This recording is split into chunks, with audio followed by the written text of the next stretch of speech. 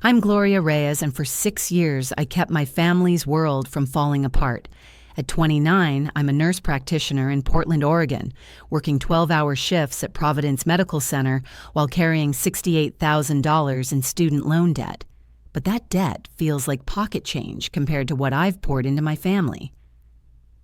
Last Halloween, I sat at our dining room table, the one I'd helped my parents keep when the bank threatened foreclosure 2 years ago.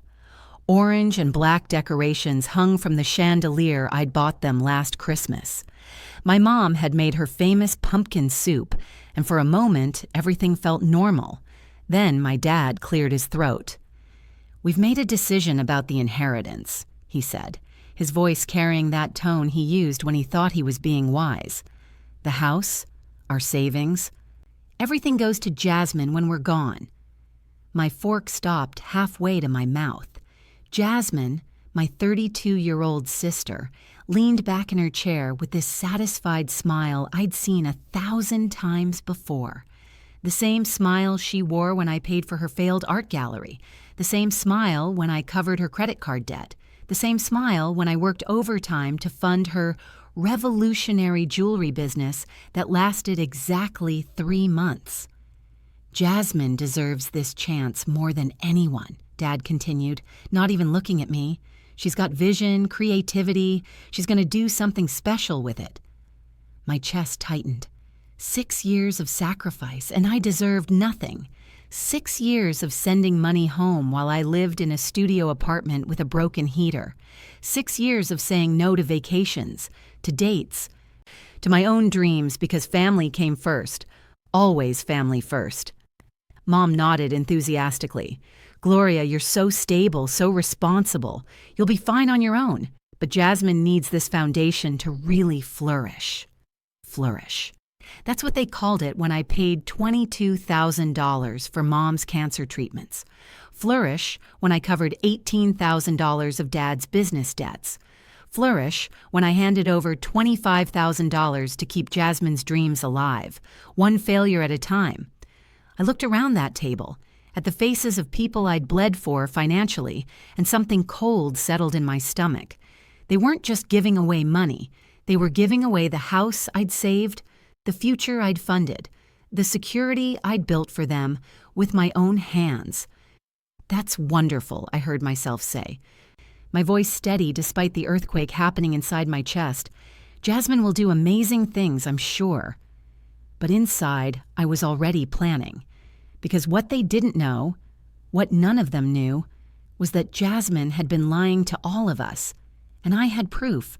That Halloween dinner was the last time they'd see me as their reliable, invisible Gloria. What I did next destroyed their perfect little world, exposed every lie they'd built their favoritism on, and left them facing consequences they never saw coming. If this story moves you or you've felt invisible in your own family, please hit that like button, share this with someone who needs to hear it, and subscribe to this channel. Your support means everything to me, especially after what I'm about to tell you, because the real betrayal wasn't just about the inheritance. It was about what Jasmine had been doing with my money all along, and how my own parents had been helping her do it. And I have zero regrets about bringing their house of lies crashing down. Let me take you back to where this all started. 3 years ago, Mom called me at 2 a.m, her voice shaking through the phone. "Gloria, honey, I need you to come to the hospital. They found something." Breast cancer, stage 2. The words hit like a freight train, but I didn't have time to fall apart.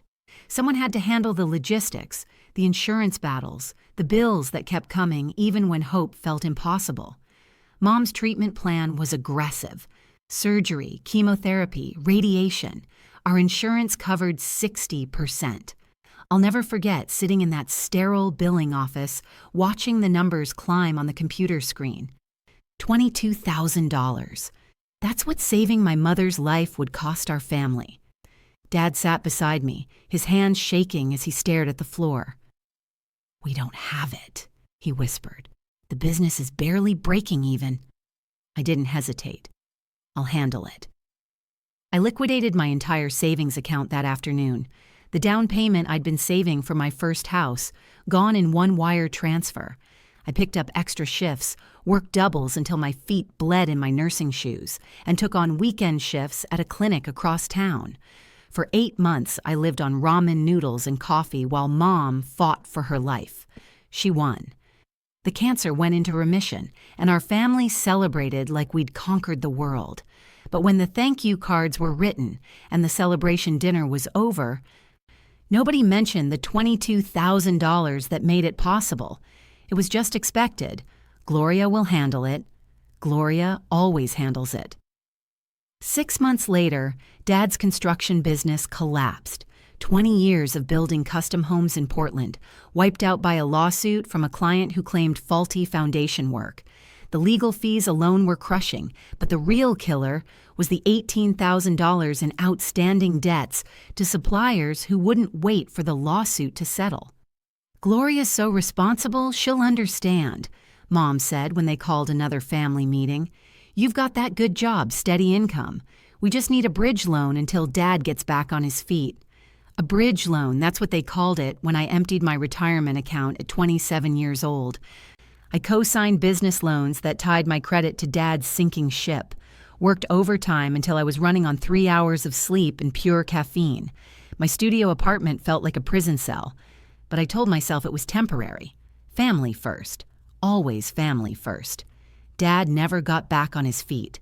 The construction business stayed dead, but somehow that $18,000 disappeared into operating expenses and equipment costs that never materialized into actual work.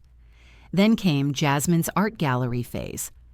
"I'm building something beautiful, unlike Gloria's boring job," she announced at Sunday dinner, her eyes bright with the kind of confidence that only comes from never having to worry about money. The gallery was going to be revolutionary. Local artists, sustainable materials, community-focused events. It sounded impressive when Jasmine pitched it, complete with a business plan she'd probably copied from the internet. Mom and Dad were enchanted. "This is Jasmine's moment to shine," Dad said, beaming with pride. "She's got real vision." Vision costs money, $25,000 to be exact. Startup costs, inventory, marketing, rent for a space in the Pearl District that was way too expensive for a first-time business owner. But Jasmine had vision, and I had a steady paycheck. I worked Christmas Day that year, New Year's Eve too. While Jasmine hosted gallery openings with wine and cheese I'd paid for, I was checking IVs and changing bedpans, calculating how many extra shifts I'd need to cover my own rent. The gallery lasted 11 months. Jasmine blamed the economy, the location, the customers who didn't understand real art. She never blamed her complete lack of business sense or the fact that she spent more on decorating the space than she ever made in sales. But somehow, it was still my fault when it failed. If Gloria had been more supportive, Jasmine told our parents, maybe I could have focused on the creative side instead of worrying about money. More supportive. I'd given her $25,000 and 4 years of my life. That Halloween dinner was supposed to be a celebration. I'd driven across town after a 14-hour shift, still wearing my scrubs under my jacket because I didn't have time to change. The house looked beautiful, decorated with the orange and black garlands I'd bought from Target the week before. The dining room glowed under the chandelier we'd installed together last spring. After I'd paid for the electrical work to fix the wiring that nearly burned the place down, this was the house I'd saved.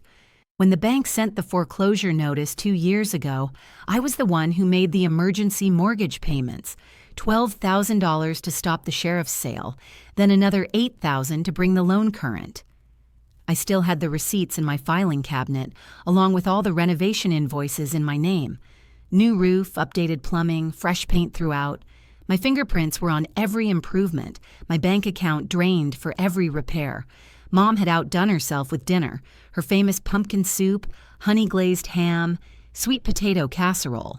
The table was set with the good china, the kind reserved for special occasions. I should have known something was coming. "Before we eat," Dad said, standing up with the ceremonial gravity he reserved for important announcements, "your mother and I have something to share." My stomach clenched. In our family, announcements usually meant someone needed money. "We've been thinking about the future," Mom continued, her hands clasped in front of her like she was delivering a sermon, "about what happens to everything we've built here."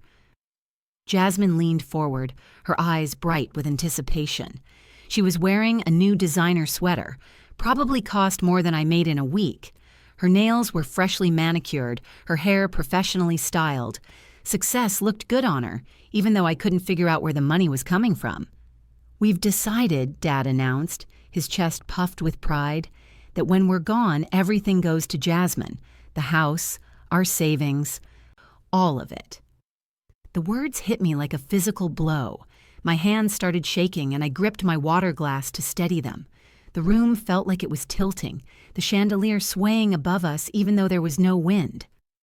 "Jasmine has vision for the future," Dad continued, not noticing that I'd gone completely still.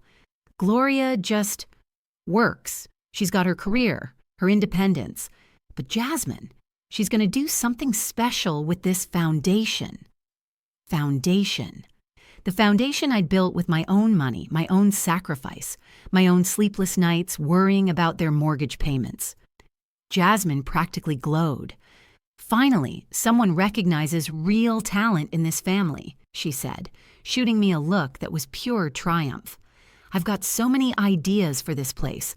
I'm thinking of turning it into an artist's retreat, maybe a bed and breakfast. Something with soul, you know? Soul." She was going to turn my investment into her playground. Mom reached over and squeezed Jasmine's hand. "We know you'll honor what this house means to our family." What it meant to our family, not what it meant to me. Not the nights I'd work double shifts to make their mortgage payments, not the vacation I'd never taken, the car I'd never bought, the life I'd put on hold to keep their roof over their heads. "That's wonderful," I managed to say, my voice sounding strange and distant. "Jasmine will do amazing things." But inside, my heart was racing like I was running a marathon. My vision blurred at the edges, and I could feel sweat beading on my forehead despite the cool October air. This wasn't just about money anymore. This was about erasure.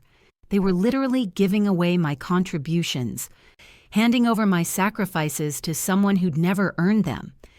Jasmine was already talking about renovation plans, her voice animated as she described knocking out walls and adding a studio space.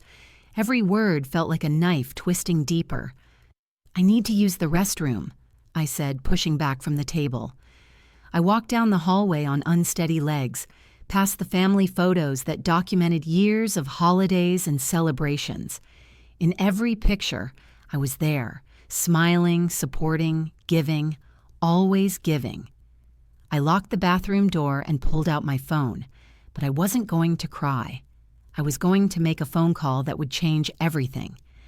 The phone rang twice before Melinda picked up. "Gloria, what's wrong? You sound upset." Melinda Seabrook had been my best friend since nursing school, but more importantly, right now. She was a loan officer at First National Bank. If anyone could help me understand what was really happening with my family's finances, it was her. "I need to ask you something, and I need you to be completely honest with me," I said, keeping my voice low. "Have you seen any loan applications from my family recently? Anything with my name on it?" There was a long pause. "Gloria, I can't discuss specific accounts over the phone, but can you meet me tomorrow morning before work?" The tone in her voice made my stomach drop. "Melinda, what aren't you telling me?" "Just meet me at the coffee shop on Morrison Street. 8 a.m. And Gloria, bring your ID and any financial documents you have at home." I barely slept that night. Every time I closed my eyes, I saw Jasmine's smug smile, heard Dad's words about her deserving everything. By 7:30, I was sitting in Grind Coffee, nursing my third cup and watching the door. Melinda walked in carrying a manila folder, her face grim. She'd been my friend long enough that I could read her expressions, and this one screamed trouble. "Gloria, your signature is on loans you never signed," she said without preamble, sliding the folder across the table. My hands trembled as I opened it. Inside were loan applications, credit line increases, and debt consolidation papers, all bearing my signature, all for amounts that made my vision blur. "This can't be right," I whispered, staring at my own name written in handwriting that looked like mine but felt wrong. I never applied for any of these. $45,000 in total, Melinda said quietly. "Personal loans, credit lines, even a second mortgage application on your parents' house with you as co-signer, all approved based on your credit score and employment history." $45,000. The number hit me like a physical blow. But I never. "Melinda, I swear I never signed these." She leaned forward, her voice dropping to a whisper. "I know you didn't, but legally you're responsible for every penny. And Gloria, there's more. The spending patterns on these accounts, it's all casino transactions. Spirit Mountain, Chinook Winds, even some online gambling sites. Casino transactions. My sister's new clothes, her manicured nails, her designer lifestyle suddenly made horrible sense. "How long has this been going on?" I asked, though I wasn't sure I wanted to know the answer. 18 months, maybe longer. "The first application came through right after your mom's cancer treatment ended. Right after I'd emptied my savings to pay for mom's medical bills. While I was working overtime to rebuild my emergency fund, Jasmine was using my identity to fund her gambling addiction. There's something else," Melinda continued, pulling out another document. "Your parents co-signed on some of these. They had to provide financial statements, proof of income. They knew, Gloria. They had to know." The coffee shop suddenly felt too small, too hot. My parents knew. They'd watched me work myself to exhaustion, watched me sacrifice my own future, while secretly enabling Jasmine to steal my identity and destroy my credit. "I need to see the bank manager," I said, my voice steadier than I felt. "Today." 2 hours later, I sat across from Douglas Seng, the branch manager, while he confirmed my worst fears. "You're responsible for the full amount, Ms. Reyes. The signatures appear authentic, and the loans were processed according to standard procedures." "But I never signed these documents," I insisted, spreading the papers across his desk. "This is fraud." "That would be a matter for law enforcement," he said carefully. "But until a criminal investigation proves otherwise, the debt remains your legal obligation." I stared at the signature on the loan application dated 6 months ago. It looked exactly like my handwriting, down to the way I dotted my I's and crossed my T's. Jasmine had practiced. She'd studied my signature until she could forge it perfectly. "What happens if I can't pay?" I asked. "The usual collection procedures: garnished wages, damaged credit, possible legal action. And since your parents' house is collateral on the largest loan, foreclosure is a possibility." Foreclosure. The house I'd saved from foreclosure 2 years ago was about to be lost again, this time because of debts I'd never agreed to take on.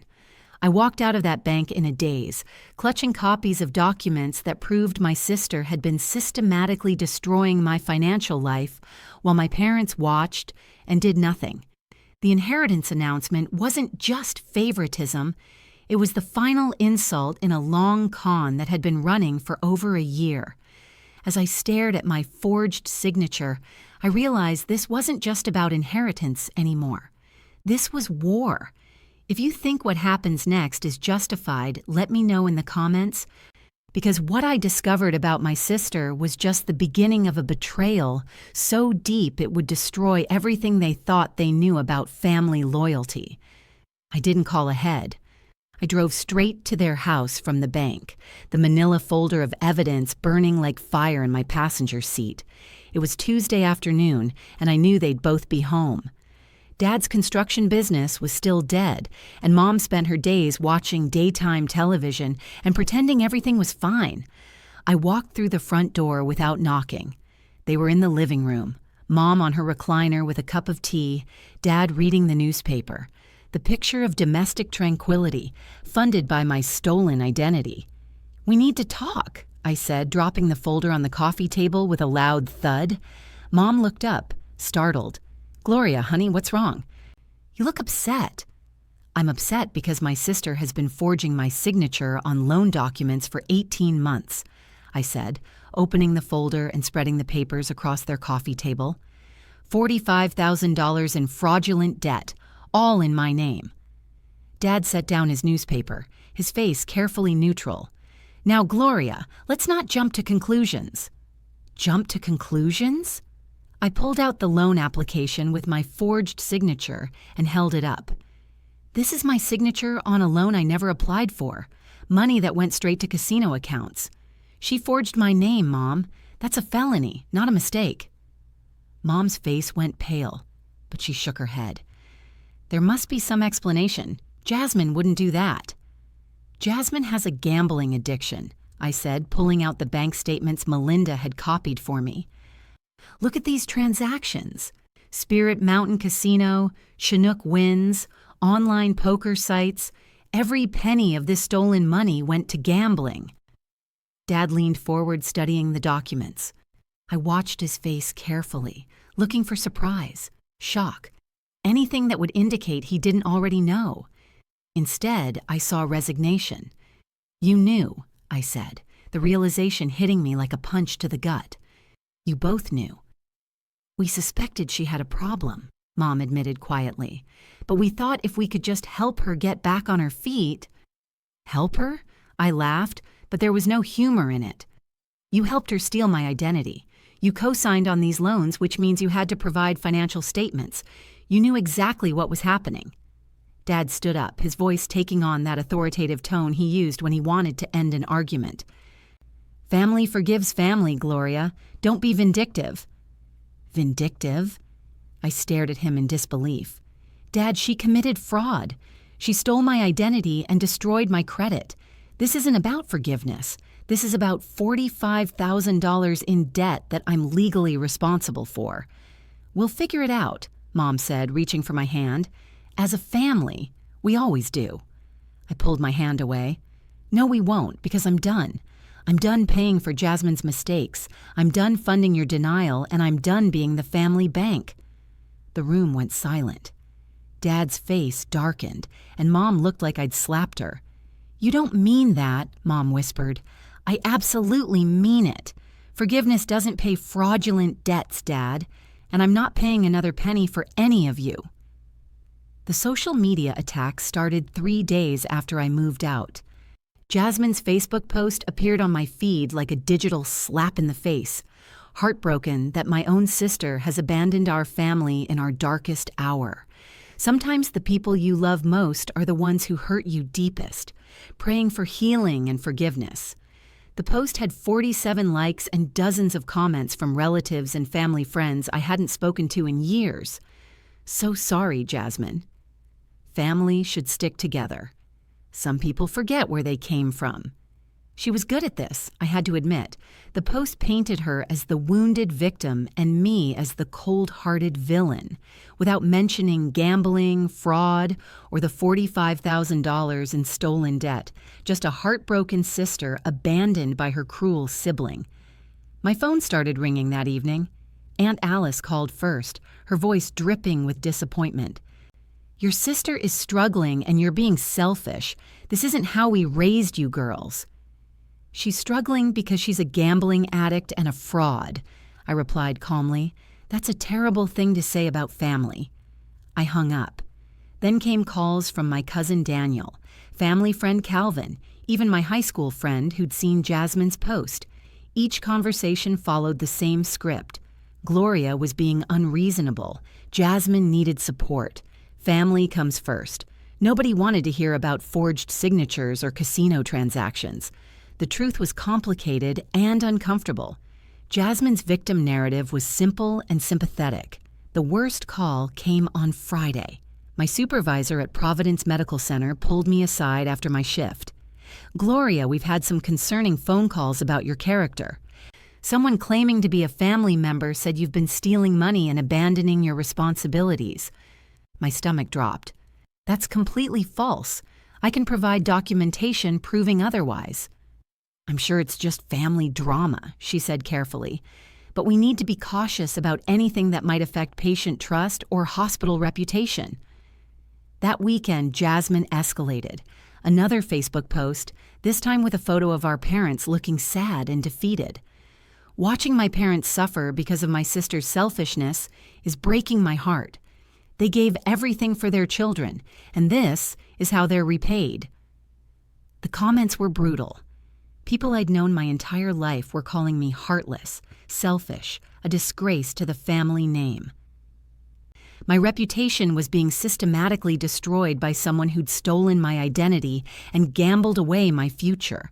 I screenshot every post, saved every voicemail, documented every attack, because I knew something they didn't. The truth has a way of surfacing, and when it did, every lie they'd told would come back to destroy them. But sitting alone in my studio apartment, watching my family and community turn against me, I wondered if standing up for myself was worth losing everything I'd ever known. The answer came Monday morning when the bank called with news that would change everything. The call came from Douglas Seng at First National Bank. "Ms. Reyes, we need you to come in immediately. Our fraud investigation has uncovered something significant." I sat across from him and Detective Alice White from the Portland Police Bureau's Financial Crimes Unit. Between them lay a thick folder that would vindicate everything I'd claimed. Ms. Nino committed systematic fraud over 18 months, Detective White explained. We've identified 7 different financial institutions where she used your identity. The total exceeds $68,000. $68,000, even more than I'd known about. We have casino surveillance footage showing her gambling with funds from accounts opened in your name, she continued, sliding photos across the desk. Security cameras captured her using credit cards linked to your social security number. The photos were damning. Jasmine at slot machines, at poker tables, signing receipts with my name, all time-stamped and documented. Your parents provided false income verification for several loans. They're facing charges as accessories to fraud. My phone buzzed with a news alert. Local family faces fraud charges in identity theft case. The Oregonian had picked up the story. Within hours, it was everywhere. The Facebook comments on the news article were brutal, but this time, they weren't aimed at me. Jasmine Reyes is a criminal. Gloria was telling the truth? That poor woman was protecting herself. My phone rang constantly, but now the calls were apologies. Aunt Alice left a tearful voicemail. "Gloria, we owe you an apology. We had no idea what she was doing to you." Calvin texted, "Saw the news. I'm sorry we didn't believe you." Even my supervisor called, "Gloria, the hospital stands behind you completely. We're sorry you went through this." Jasmine's social media went silent. Her victim posts disappeared. The woman who'd painted me as heartless was now facing felony charges and public humiliation. The comments on that news article were incredible. If you want to see justice served, wait until you hear what happened to Jasmine next. Jasmine never showed up for her court date. Detective White called to inform me that she'd fled Oregon entirely, leaving behind a trail of unpaid debts and broken promises. She's facing federal charges now, the detective explained. Wire fraud across state lines makes this an FBI matter. My parents weren't so lucky. They lost the house in foreclosure, exactly as I'd predicted. The same house I'd saved twice with my own money was gone. Sold to pay debts they'd helped create.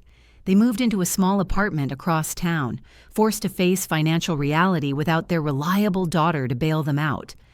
Mom called once, her voice small and defeated. "We made mistakes, Gloria. We should have protected you instead of enabling her."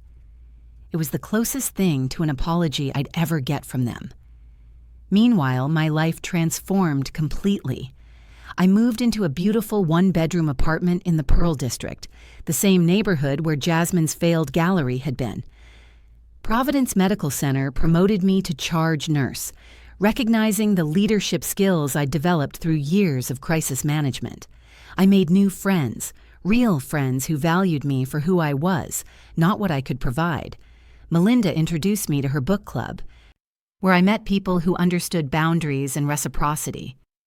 "You're the strongest person I know, Gloria," my new friend Sarah told me over coffee. "Standing up to your family like that took incredible courage." I didn't lose a family. I lost people who never valued me. The difference became clearer every day as I built relationships based on mutual respect instead of financial obligation. 6 months later, I received a letter from Jasmine. No return address, postmarked from Nevada. Inside was a single sentence. "I'm sorry for everything." I threw it away without reading it twice. What would you have done in my situation? Share your thoughts below, and if this story inspired you to set your own boundaries, I'd love to hear about it. Don't forget to subscribe for more real stories of transformation and justice.